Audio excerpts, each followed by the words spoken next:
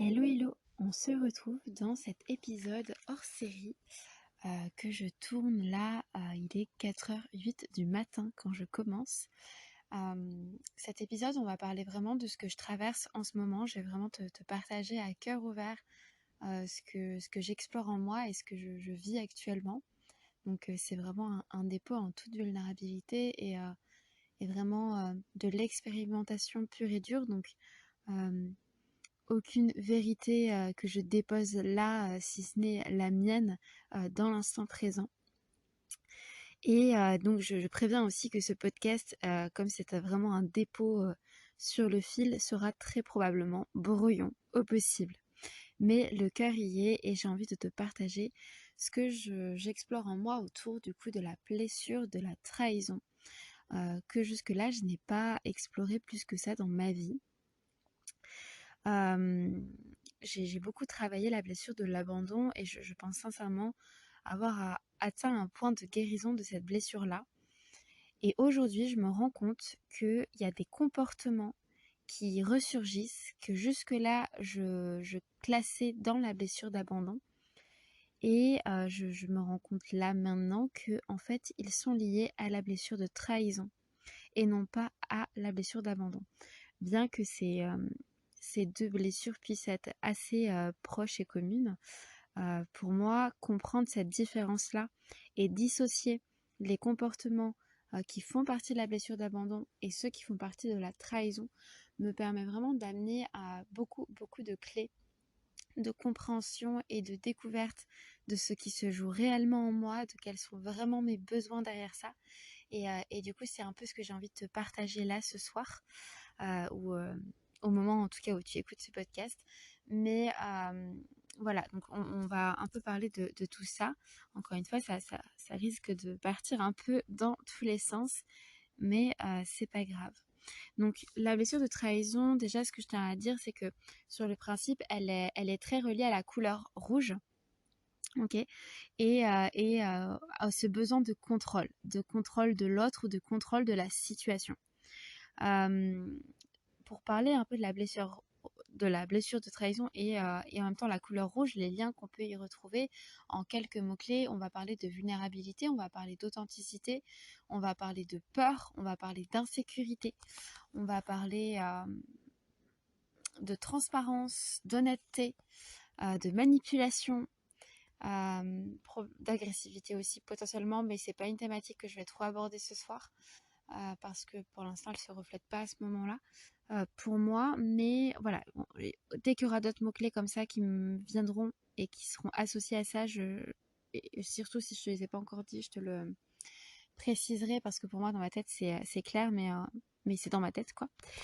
Et du coup voilà, donc notamment ce que là moi j'ai compris là tout de suite ces derniers jours du moins, comme comportements qui peuvent être associés à cette blessure, c'est ce côté où je me sens dans l'attente par rapport à la personne, peut-être de messages, de réponses, de communication, mais quand je dis par exemple de messages et de communication avec la personne, euh, il y a un premier espace qui est juste de parler pour sentir que la personne est intéressée par moi. Et, euh, et en fait, derrière ça se cache surtout la peur d'être entre guillemets prise pour une conne. C'est vraiment une phrase qui se répète en boucle. Donc c'est pour ça que je la dis comme ça, aussi crue qu'elle soit. Mais voilà, d'être utilisée et d'être voilà, pris pour une conne. C'est vraiment la phrase qui me vient. Et alors, ça c'est le premier step un peu. Donc quand je dissous ça un peu, il y a plus loin derrière ce besoin de plus de communication en vulnérabilité pour comprendre vraiment, clarifier en fait la situation de où est la personne, où elle se sent, alors pas où est forcément physiquement, mais où elle se sent à l'intérieur, quelle est enfin, qu'est-ce qu'elle pense, qu'est-ce qu'elle ressent, comment elle se situe par rapport à la relation, par rapport à la situation. Parce que qu'est-ce qui se passe s'il n'y a pas cette communication et les réponses là dont j'ai besoin à ce moment-là? Eh bien, c'est que je me sens dans un espace d'incompréhension. Et cet espace d'incompréhension, je me souviens, j'en avais déjà parlé cet été à un moment donné sur sur Instagram. Mais voilà, c'est du coup mon mental qui prend le relais, qui tourne à 1000 à l'heure pour essayer de comprendre avec le minima d'infos que j'ai en ma possession, de comprendre. Et mais sauf que du coup, ça part en live et ça fait des films à gogo, ça invente des scénarios à gogo et c'est juste un moulin infernal qui me met dans des états émotionnels qui sont très très compliqués. Donc voilà, ça crée beaucoup d'incompréhension, donc j'ai besoin de réponses, j'ai besoin de clarifier les choses et selon la personne qu'on a en face, il faut savoir que c'est pas toujours disponible pour la personne. Parce que si pour nous, euh, justement, cette blessure, je le rappelle, elle est connectée à ce côté de vulnérabilité et cette vulnérabilité, quand on entre dans cette blessure où on se sent en insécurité, c'est très compliqué de parler avec vulnérabilité. Ça demande de lâcher ces peurs-là pour entrer dans, entre guillemets, le vif du sujet et la personne en face n'est pas toujours apte à faire ça. Et ça demande d'apprendre à lâcher ce contrôle-là pour accepter que la personne ne peut pas venir nous sécuriser forcément et n'a pas forcément aussi à se justifier sur ce qu'elle ressent, sur là où elle en est, etc. Et que si elle n'est pas disponible pour nous partager eh bien ce pourquoi, enfin ce qu'elle ressent, ses émotions, où elle se situe, déjà parce que des fois c'est compliqué de le partager, mais parce que aussi pour certaines personnes, c'est juste compliqué de comprendre ce qu'elles vivent elles-mêmes. Elles sont pas forcément connectées à leurs émotions, elles comprennent pas forcément psychologiquement, émotionnellement, mentalement et tout ce que l'on veut, ce qui se passe en elles et donc mettre des mots sur ça, sans parler même de vulnérabilité, c'est juste difficile parce qu'elles-mêmes, elles ne savent pas où elles sont. Et du coup, l'invitation pour moi là de cette blessure, c'est vraiment de venir dire ok, en fait, je n'ai pas besoin de tout savoir et je n'ai pas besoin de tout comprendre. Et je sais à quel point c'est super dur. Clairement, je le sais. Mais je pense que c'est vraiment cette invitation-là et aussi l'invitation de chercher la sécurité à l'intérieur de soi et non pas à l'extérieur. C'est-à-dire que plutôt que d'envoyer 15 000 messages ou 15 000 questions en espérant une réponse de la personne en face qui sera sécurisante et qui sera rassurante, chose que la personne n'est pas toujours apte à donner et qui, même si elle l'est, au bout d'un temps, peut juste être fatigante.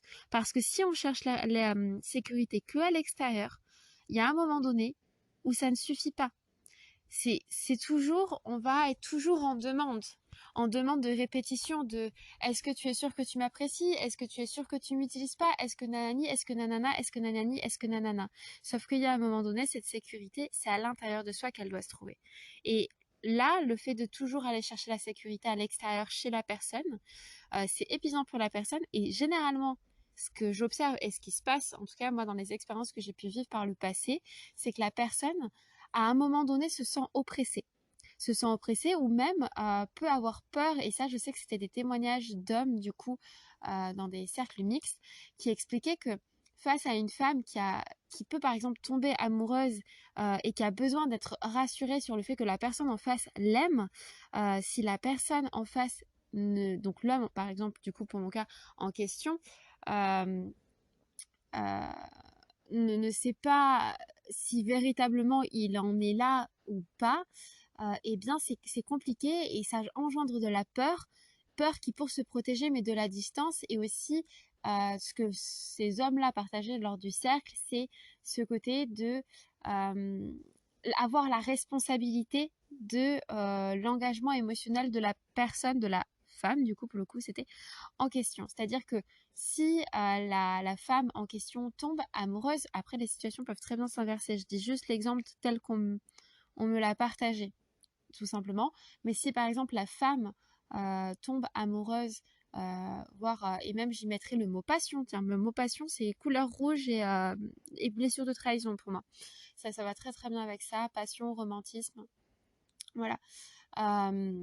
Qui, à savoir enfin, la passion et le romantisme tel qu'on nous l'a décrit et dépeint au fil de notre éducation amènent beaucoup à la dépendance affective. C'est pour ça aussi que ces deux blessures sont très liées. Bref, J'en ai perdu le fil.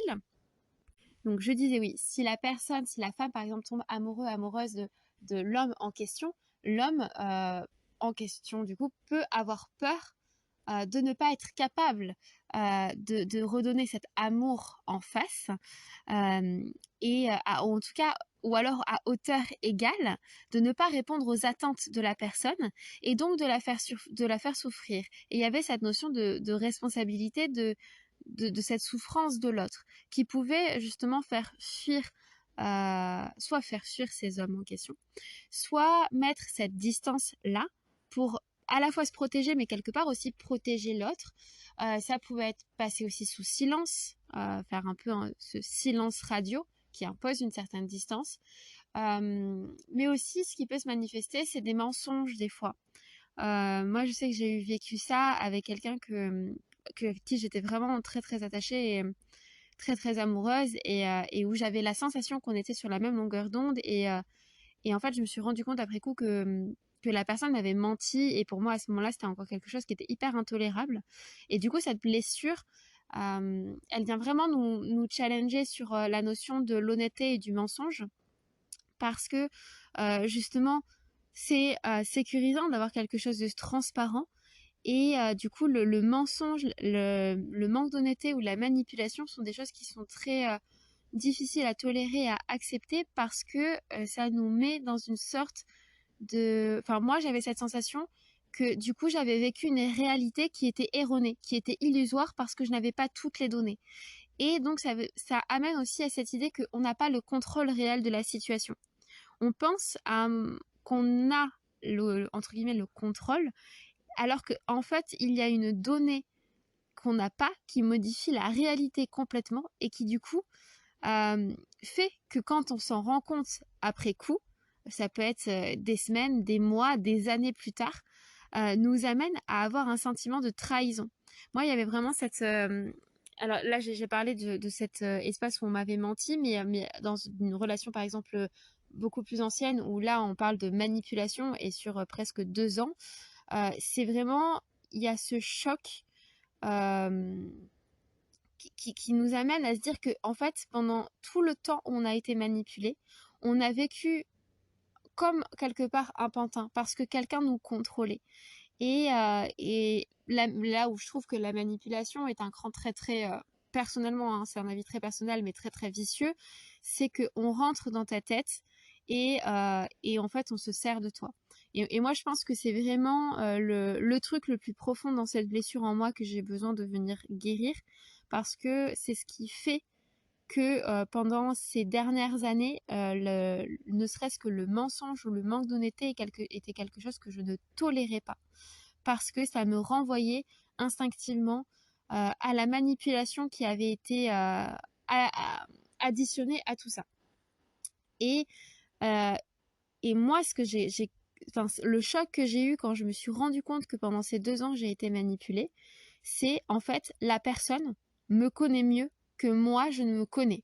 C'est-à-dire que la personne a identifié comment je fonctionne, quelles sont mes faiblesses, quels sont les points sur lesquels appuyer pour faire de moi en fait ce que la personne a envie. Point que je n'avais pas conscience moi-même. Et là, moi, je me suis pris personnellement une claque énorme de me dire, mais en fait, comment est-ce que c'est possible que quelqu'un d'autre que moi-même me connaisse mieux? Et c'est clairement à partir de là, et j'en avais déjà parlé dans un de mes premiers podcasts voilà, où je disais que en fait tout est parti de là, de mon envie aussi de aujourd'hui, si j'en suis là et si j'ai envie de vous partager tout ça sur la connaissance de soi, c'est vraiment parti de cet espace-là, de je ne veux plus que quelqu'un puisse me connaître mieux que moi. Et ça demande quoi? Ça demande de l'exploration de soi, de ses émotions, de ses ressentis, et c'est tellement merveilleux tout ce que ça apporte. Mais c'est pas le sujet et je suis en train de m'égarer. Donc, pour revenir un petit peu sur le vif du sujet, on parlait, je te partageais le fait que ça crée de l'insécurité et de la peur. C'est deux choses qui sont très liées à la couleur rouge. Et du coup, je ne l'ai pas précisé tout à l'heure, mais la couleur rouge fait référence au chakra racine, du coup. Donc, qu'est-ce qui se passe aussi, moi, dans les peurs, parce que les peurs, c'est très, très vaste, et en vrai, il n'y a pas que dans ce chakra-là qu'on peut ressentir de la peur, mais dans ce chakra ici, c'est vraiment un peu de la peur viscérale qui nous ramène à notre instinct de survie et de protection, puisque on est sur un chakra qui est très bestial sur la survie, et, euh, et qui aussi est tout autour de la sexualité. Donc, moi, comme j'ai dit tout à l'heure, il y a le côté la peur d'être prise pour une conne, d'être utilisée, d'être manipulée. Mais il y a un attrait, en tout cas personnellement là, qui est très lié à la sexualité. C'est-à-dire que j'ai peur que sexuellement on m'utilise, c'est-à-dire comme un plan cul, des choses comme ça, choses qui pour moi, et après chacun fait ce qu'il veut de sa sexualité, mais qui pour moi n'a pas de sens et que je ne veux pas avoir des relations sexuelles pour avoir des relations sexuelles ne m'intéresse pas. J'ai besoin d'une connexion, j'ai besoin d'une situation, d'une relation qui se construit autour. Alors après, qu'est-ce qu'on entend par relation, ça chacun définit. Moi, je suis dans le polyamour, mais j'ai besoin de relations quand même. C'est-à-dire que pour beaucoup de gens, le polyamour égale plan cul à gogo. Moi, c'est pas mon cas. Et c'est pas le cas de plein de gens d'ailleurs dans le polyamour aussi. Donc, je préfère aussi reposer ce contexte-là. Donc, je n'ai pas forcément besoin d'une relation couple monogame autour, qui apporte beaucoup, beaucoup de sécurité, on va pas se mentir. Mais, mais voilà, j'ai aussi envie de découvrir cette liberté-là. Liberté, c'est un mot qui rejoint aussi à la couleur rouge et à le chakra racine et donc potentiellement aussi cette blessure-là. Donc j'ai besoin de cette liberté-là, mais une liberté où pour moi la sécurité se trouve dans la construction de relations autour. Même s'il y en a plusieurs, il y a besoin de relations. Et du coup, j'ai vraiment de la peur sur le fait que on me mente, on me manipule, on me laisse croire que relation il y a et que finalement on m'utilise pour la sexualité uniquement. Euh, Après, comme je disais, il y a aussi le fait de tomber amoureuse, passion, et que ce soit pas réciproque, et qu'on puisse par exemple m'utiliser dans un espace de transition de je veux oublier quelqu'un, donc je vais aller vers quelqu'un d'autre et bim, ça tombe sur moi. Et en fait, au fond, c'est juste une relation pansement qui du coup n'est pas basée sur... en tout cas, si ce n'est pas exprimé dès le départ, et si ce n'est pas dit dès le départ, pour moi, c'est basé sur une réalité, encore une fois, erronée. J'en reviens à l'honnêteté. C'est-à-dire que dans ce que j'ai pu comprendre aussi, c'est vraiment brouillon tout ça, c'est pas grave, ce que j'ai pu comprendre aussi ces derniers temps, et ça je vous l'avais partagé en story, et je vous referai un réel avec ce partage-là d'ailleurs, dans les prochains, pas ce mois-ci, mais plus tard, bref, c'est au niveau de l'honnêteté. Dans cette blessure, c'est une thématique importante. On a besoin d'honnêteté vers l'autre. Et quand on est dans cet espace de blessure, de trahison, où on est réactivé, ce qui se passe, c'est que quand la personne en face de nous manque d'honnêteté, c'est assez difficile. Moi, c'était quelque chose qui était... voilà, le mensonge et le manque d'honnêteté, c'était quelque chose qui était assez intolérable. Chose que maintenant je relativise parce que ce que j'ai compris, c'est que quand la personne manque d'honnêteté envers moi-même, potentiellement, c'est déjà qu'elle manque d'honnêteté envers elle-même. Là, par exemple, actuellement, je pense sincèrement que c'est le cas. Et aussi, il y a des fois où ça m'est arrivé, comme je disais tout à l'heure, où on m'a menti. Et après coup, je me suis rendu compte que ce mensonge-là n'était pas pour me desservir et me faire du mal, mais était plutôt dans un but de protection envers moi. Parce que la personne était perdue, elle ne savait pas vraiment où elle en était et elle ne voulait pas, entre guillemets, m'alarmer pour rien. Euh, Là où je me suis pas sentie respectée, c'est que j'avais bien établi avant enfin, j'en avais bien établi en fait au moment où j'ai ressenti qu'il y avait des choses qui pouvaient être cachées, que je préférais qu'on soit honnête quitte à ce que ça me fasse mal, et mais que la personne m'a menti droit dans les yeux. Mais voilà, pour tout ça, pour dire que aussi c'est questionner, ok, la personne elle est pas honnête, pourquoi? Est-ce que c'est vraiment pour moi, ou est-ce que potentiellement peut-être qu'elle est pas honnête envers elle-même, peut-être que si elle nous ment c'est pour nous protéger, mais aussi peut-être que il y a aussi, encore on en revient à la question de peur, mais parfois les personnes quand elles mentent ou quand elles manquent d'honnêteté, c'est aussi par peur de la réaction que la personne en face va avoir. Et notamment, on va y arriver, à l'agressivité. Les réactions parfois excessives, la jalousie aussi, qui rentre très bien dans cette thématique de la couleur, etc. aussi. Jalousie, contrôle. Réaction excessive, agressivité.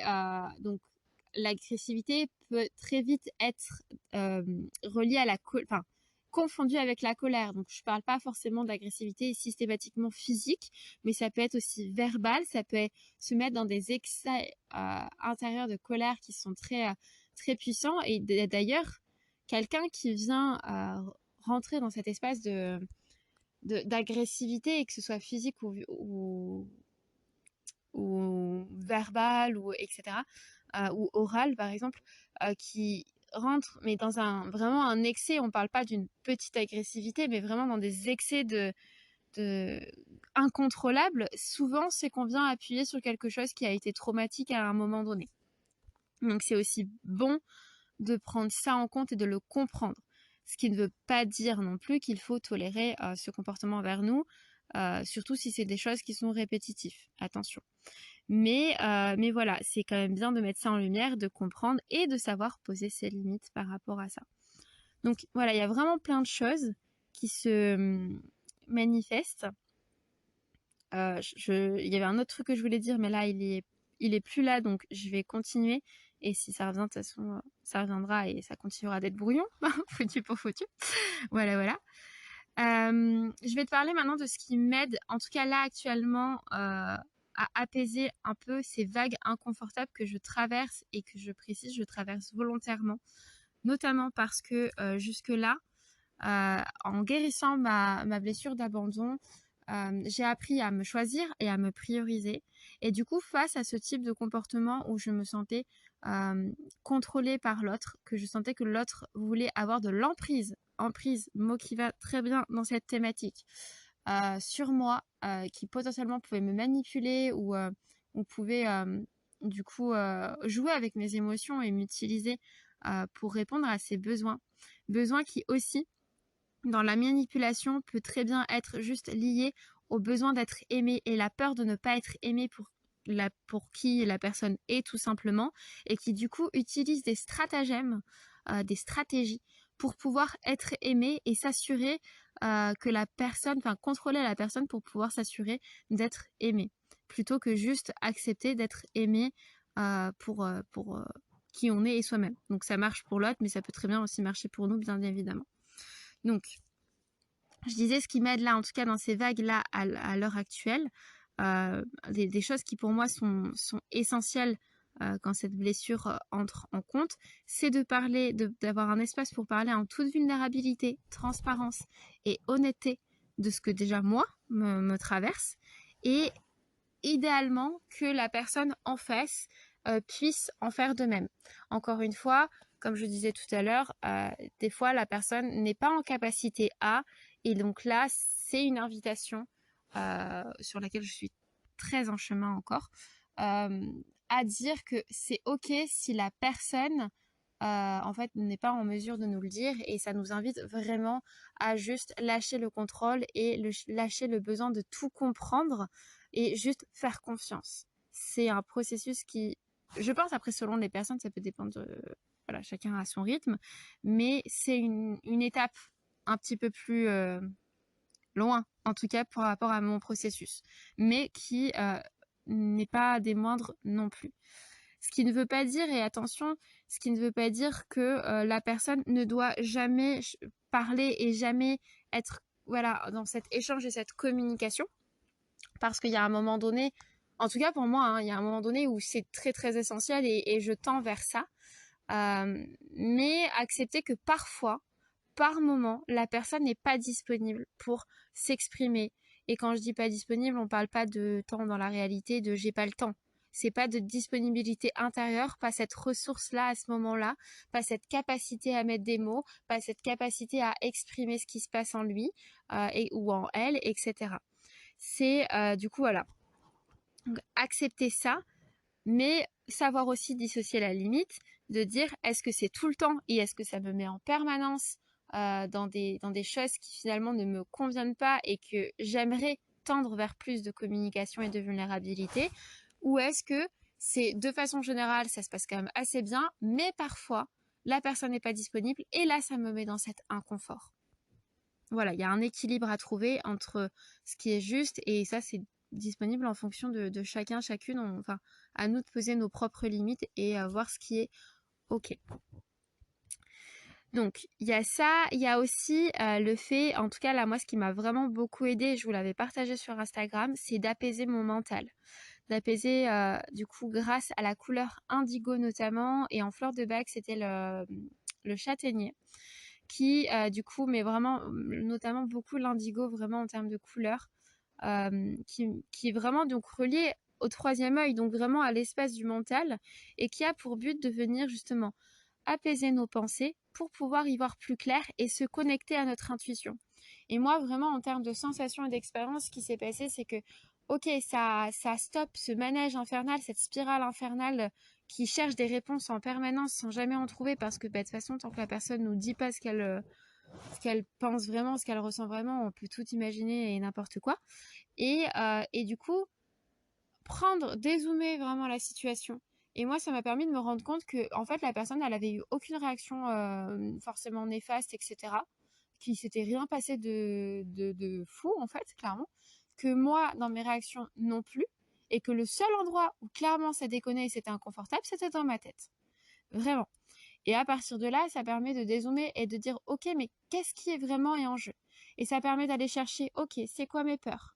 Qu'est-ce qui m'insécurise? Qu'est-ce que c'est quoi mes besoins pour du coup apaiser ces peurs, apaiser mon mental, etc., etc. Retrouver des clés. Ça m'a aussi permis de revenir à moi, me prioriser et faire ce qui par exemple me fait du bien au quotidien. Donc mes activités, mes projets, etc. De me recentrer, de vraiment sortir de cette spirale où tout tourne très très fort et où mon mental n'est vraiment que en action permanente comme la roue du hamster là clairement. Et qui est focus que sur cette situation extérieure, alors qu'il n'y a pas de réponse dans l'instant T, et voire des fois ça peut durer des heures, des jours, des semaines, et de revenir sur, ok, le moment présent. Moment présent, on est dans la thématique de cette couleur. On revient dans l'instant présent, dans l'ancrage de, ok, moi je suis là, et qu'est-ce que je choisis de vivre maintenant? Quand je me déconnecte de ce manège de pensée, de cette spirale, quand je l'arrête, qu'est-ce qu'il y a autour de moi? Qu'est-ce qu'il y a dans ma vie et qu'est-ce que je peux faire qui me fait du bien? Comment je peux revenir à ma réalité? Comment je peux faire des choses qui me font du bien? Mes activités, mes projets. Ça peut être voilà, ça peut être passer du temps avec sa famille, peut-être en conscience, c'est-à-dire pas être là avec les gens, mais que dans notre tête, putain, on est ailleurs. C'est ok, je reviens dans mon centre, je me pose. On est sur chakra racine, hein, donc on est sur cette notion d'ancrage et sur vraiment la stabilité se trouve au niveau des jambes et dans la réalité concrète. Je sens aussi que j'ai besoin de silence et de présence pour être vraiment à l'écoute de ce qui se passe à l'intérieur de moi, de me connecter et de moins être stimulée par l'extérieur qui fait que voilà, ça tourne, les gens, nanani, nanana, et d'être toujours tournée vers l'extérieur parce que le fait d'être connectée à mon intérieur me permet d'assembler ces pièces du puzzle. C'est-à-dire que là, je l'ai dit, en apaisant le mental, on se reconnecte à l'intuition. Et du coup, ce qui s'est passé là pour moi dans ces derniers jours, c'est il y a plein de, comme si il y avait plein de pièces que j'avais déjà rencontrées dans ma vie, hein, jusque-là, plein de petits événements en fait à situations à des moments donnés, et que d'un seul coup, pop, elles apparaissaient, elles se détachaient tu vois, de mon fil de vie pour se mettre en lumière et dire, eh oh, il y a eu ça, il y a eu ça, il y a eu ça. Et comme si tout ça, ça faisait un énorme lien d'un seul coup et paf, tout se rassemble. Et ça fait vraiment cette restructuration ce puzzle qui s'assemble. Et ça, pour moi, c'est très lié. Donc, c'est la guérison. Clairement, on est sur ce processus de guérison. Quand les pièces se rassemblent, c'est qu'il y a une étape dans la guérison qui est en train de se faire. Et c'est très relié à la couleur argent pour le coup. Qui vraiment a cet effet de on rassemble, on restructure, on vient réparer. En fait, c'est comme si tu avais un pot cassé, un pot brisé, avec des morceaux qui sont étalés un petit peu partout dans ta vie. Et puis d'un seul coup, tu retrouves tous les petits morceaux et tu peux les recoller. Clairement, on est un petit peu là-dessus. Sauf que ça se fait pas mécaniquement, ça se fait pas physiquement, ça se fait vraiment juste intérieurement. Et ça, c'est à ressentir, quoi, clairement. Et ça fait beaucoup de bien à ressentir, on va pas se mentir. Du coup, voilà.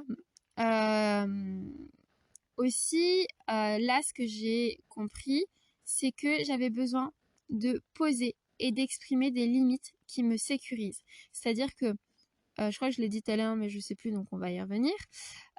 Jusque-là, oui, c'est ça. Quand je disais juste avant, avec la dépendance affective, j'ai eu besoin pendant un certain temps,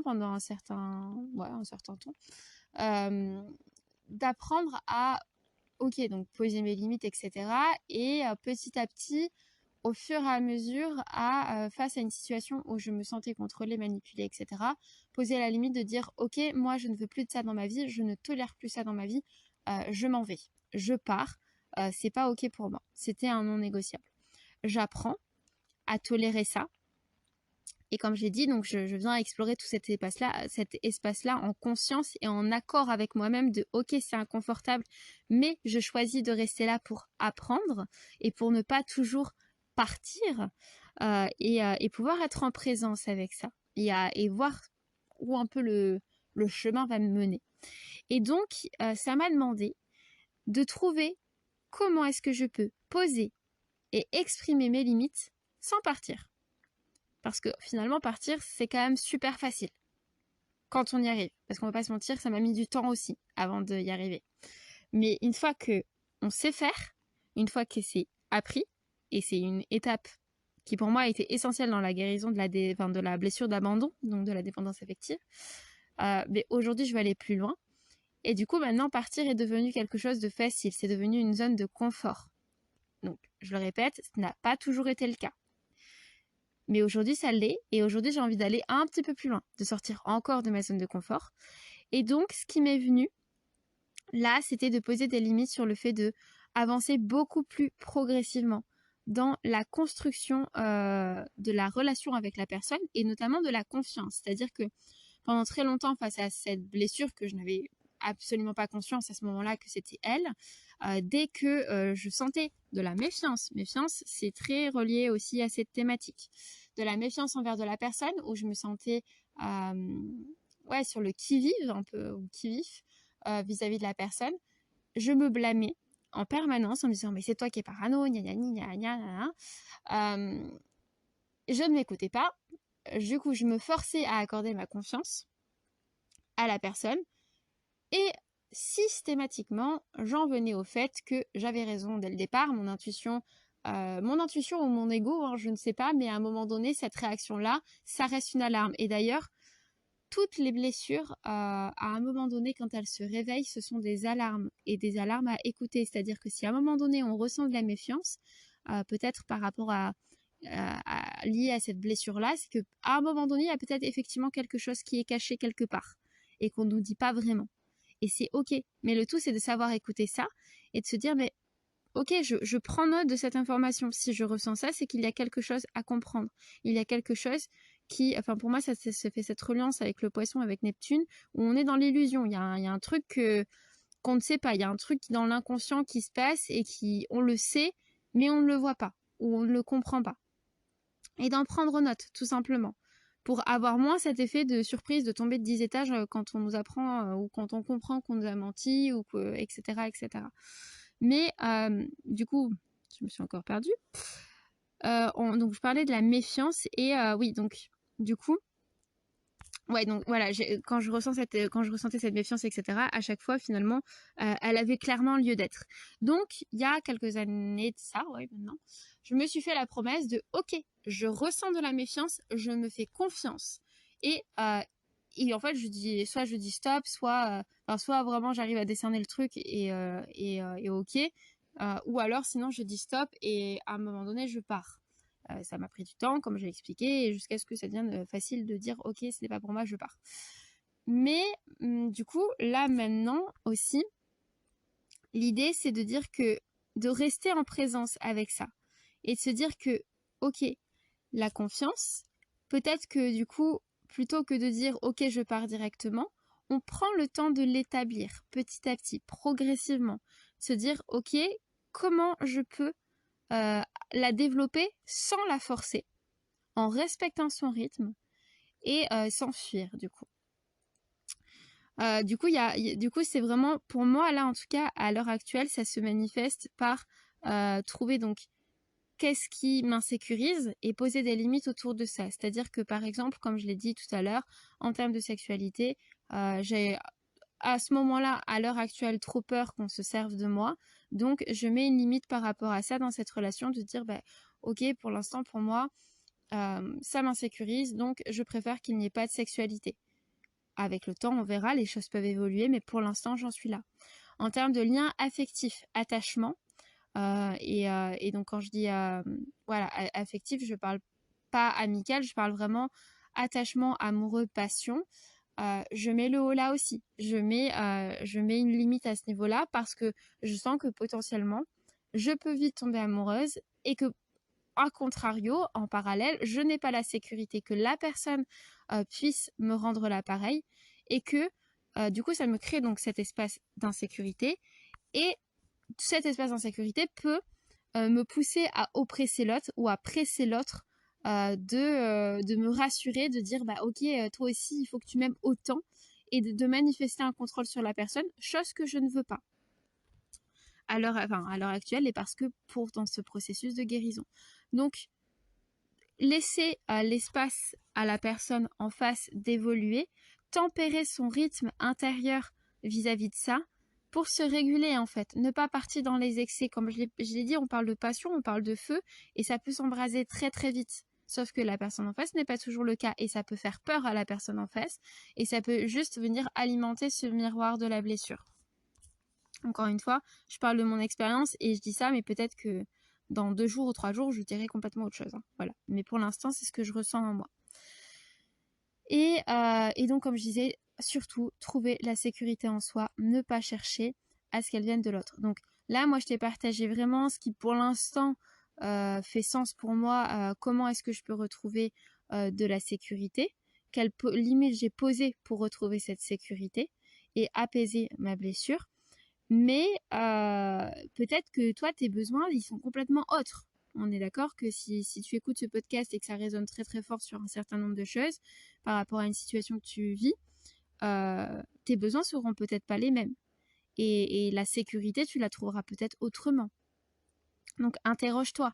Interroge-toi dis-toi quelles sont tes peurs. C'est quoi tes peurs? Ok? Et derrière tes peurs, c'est quoi tes besoins? De quoi tu as besoin pour apaiser tes peurs et retrouver cette sécurité? Là, il n'y a que toi qui peux répondre pour avoir quelque chose de hyper personnalisé. Voilà. Donc, en bref, je vais essayer de clôturer un peu, on va dire. Ça me permet de venir explorer de nouveaux espaces en moi.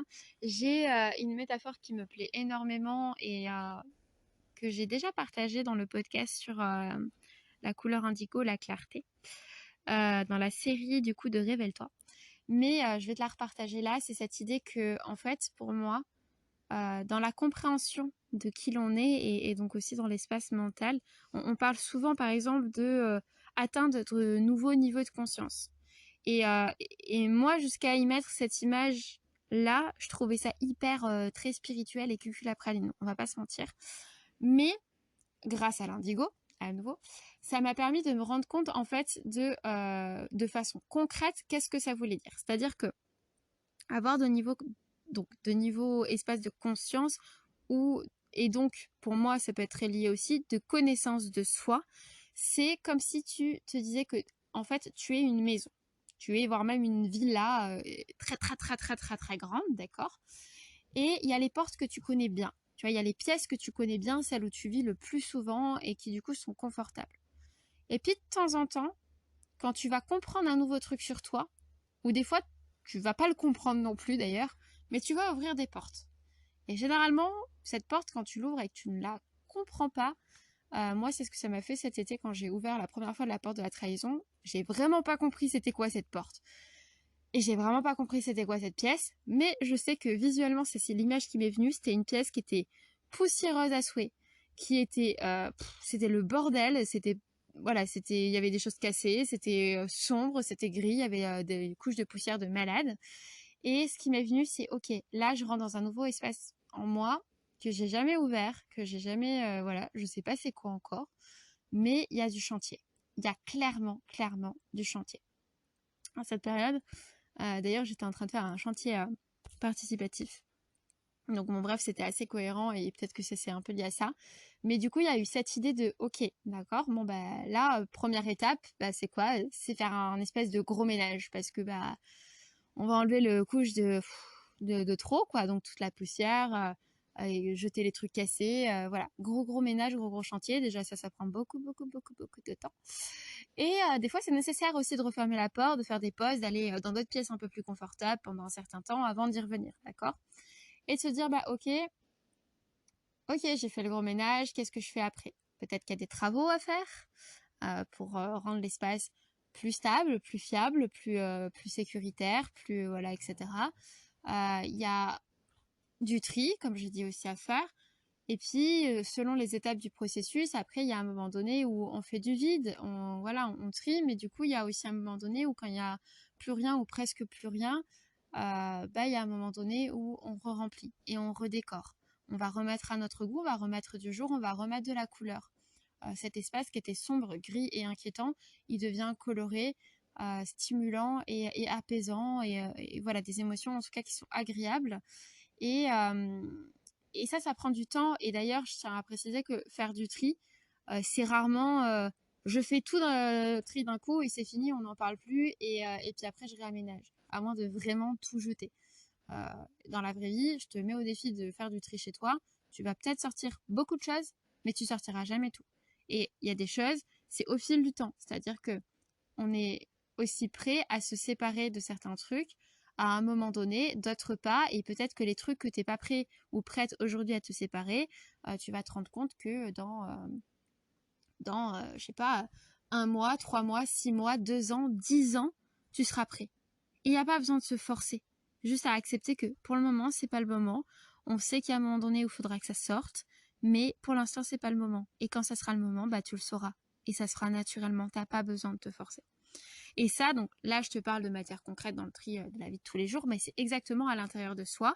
Et quand on a des mécanismes de protection, c'est aussi OK de les garder. À un moment donné, s'ils sont là et qu'ils en ont besoin, et là je parle de manifestation par exemple de l'ego qui nous protège, etc. Donc relié à cette blessure, mais à les 4 autres blessures, quoi, les 5.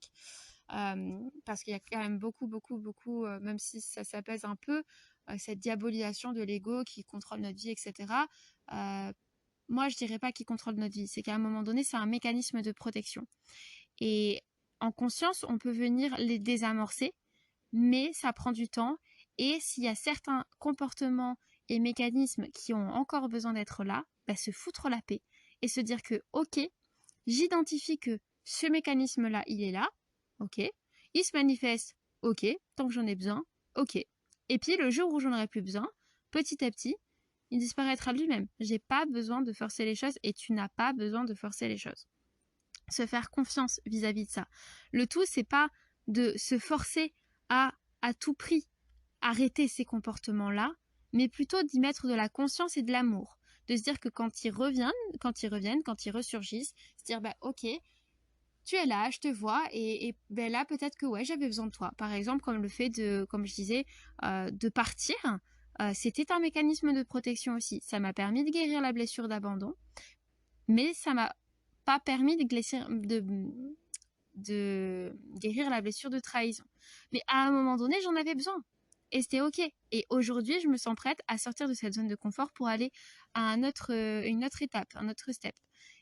Et c'est ok. Et se foutre la paix, de se dire qu'il y a un moment donné où on peut pas tout désamorcer d'un coup, en fait. On est humain et on est là pour expérimenter et ça se fait au fil du temps.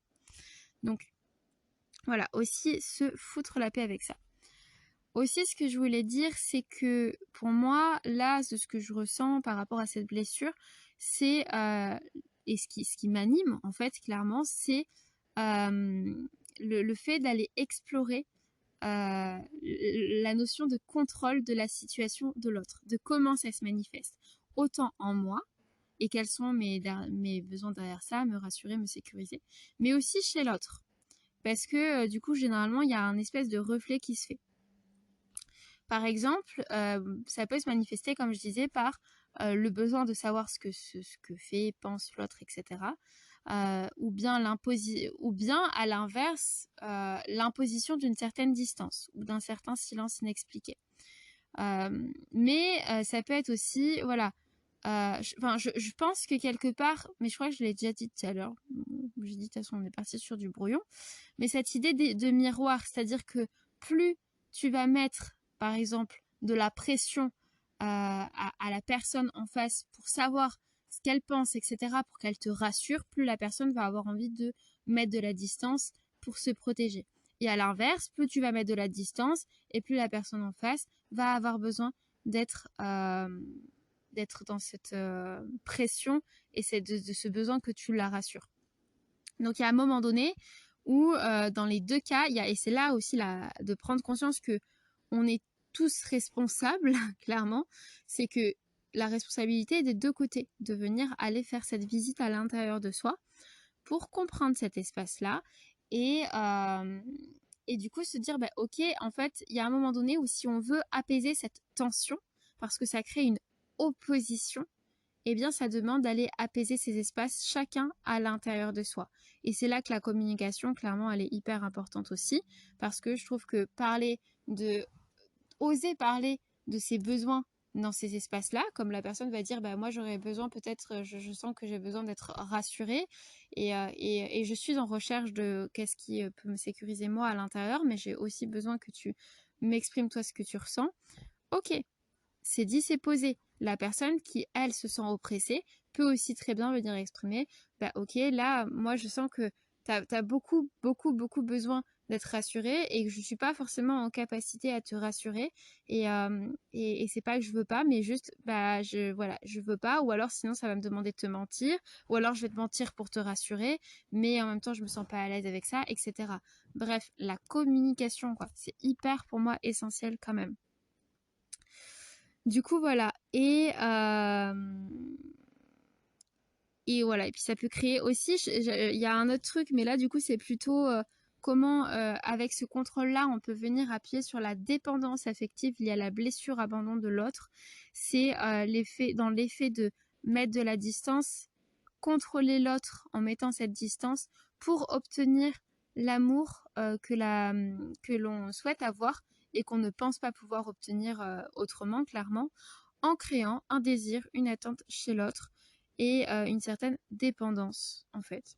Ça, c'est aussi une autre chose que j'ai expérimenté avec quelqu'un d'autre. Voilà, sur ce, je crois que ça fait plus de 10 minutes que j'ai dit que j'essayais de clôturer ce podcast, qui sera pas mal long, mais voilà, je pense je pense avoir fait le tour de la question pour là où j'en suis actuellement. Il y aura probablement d'autres choses qui vont émerger ces prochains jours, mois, etc. Mais peut-être qu'il y aura un deuxième épisode. On verra. Mais voilà. En tout cas, merci si tu m'as écouté jusqu'à la fin. N'hésite pas à me dire en commentaire aussi si ça résonne en toi, si ça te parle, ce que tu expérimentes. Je suis très très curieuse de ça parce que, encore une fois, je suis en plein vif du sujet à l'heure actuelle dans ma vie et je n'ai clairement pas toutes les réponses à tout. Donc ça peut être très intéressant et enrichissant pour moi d'avoir ton retour par rapport à ce que toi aussi tu expérimentes. Un autre truc aussi qui me vient là comme ça, juste, mais ça dure pas longtemps, rivalité. La rivalité, que ce soit donc rivalité, jalousie, qui peut être liée à cette blessure-là. Dans le fait de dire par exemple quand on est intéressé par quelqu'un, se sentir en rivalité avec par exemple une autre femme ou un autre homme ou avoir de la jalousie sur le fait que la personne qui vous intéresse pourrait potentiellement être intéressée par cette personne ou que la personne essaye d'attirer l'attention de la personne qui vous intéresse. Je sais pas si c'est clair, mais bref. Voilà, rivalité, jalousie rentre dans cette thématique-là aussi. Voilà, Valou, je vais couper là parce qu'il va être 5h du matin et qu'il serait probablement temps que j'aille dormir. Mais comme je disais, n'hésite pas à partager en commentaire ton vécu par rapport à cette blessure, si tu as conscience de... Alors, si tu as fait déjà du chemin avec, mais aussi si tu n'en as pas fait et que du coup ça fait écho en toi sur tes trucs, que ça te permet de comprendre, je suis aussi ravie de le savoir. Donc vraiment, n'hésite pas à partager tout ça et je te fais plein de gros bisous.